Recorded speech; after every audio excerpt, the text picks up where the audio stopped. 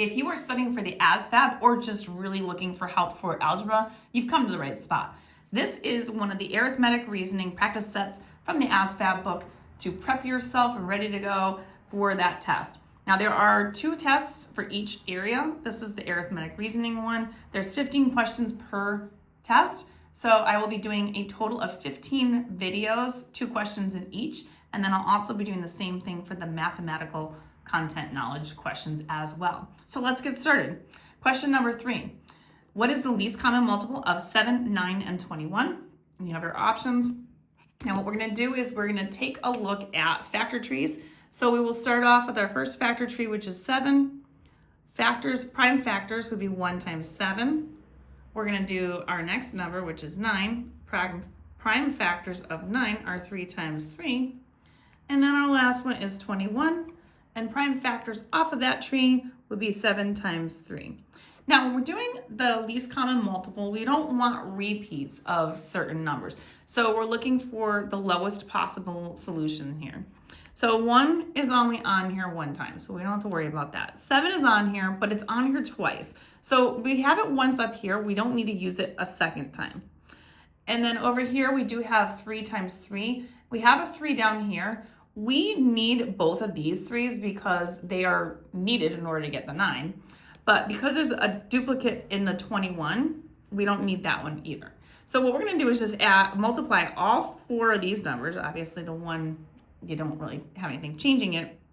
But what we're going to do is we're going to have 3 times 3, which is 9, times 7, which is 63. And so our least common multiple is 63. So when we look at our options here, you can see that B would be the correct answer for this one.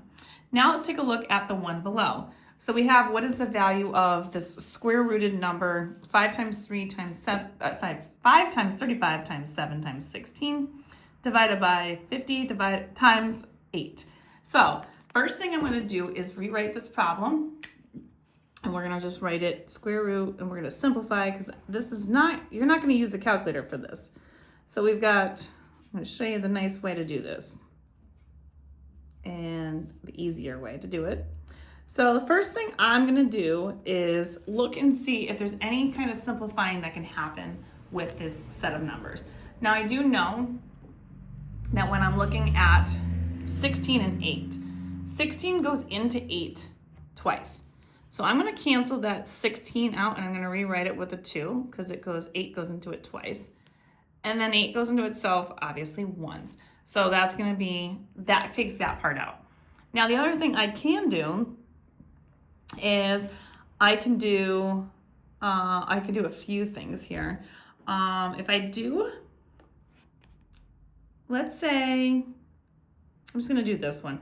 5 goes into itself once, and then 5 goes into 50 10 times.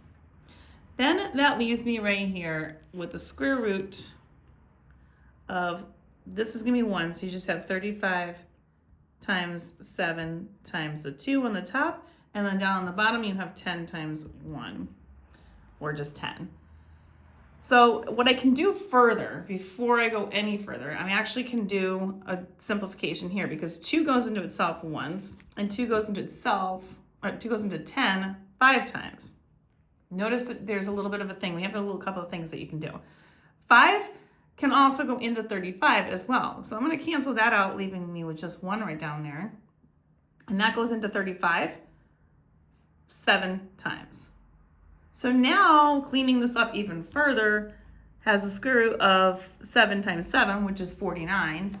And that's a nice perfect square, which is 7. So when I look at my finalized answers, I can see that B is the correct answer. And if you want more questions like these, you can find them all on my YouTube, Instagram, and TikTok at YouWantAlgebra.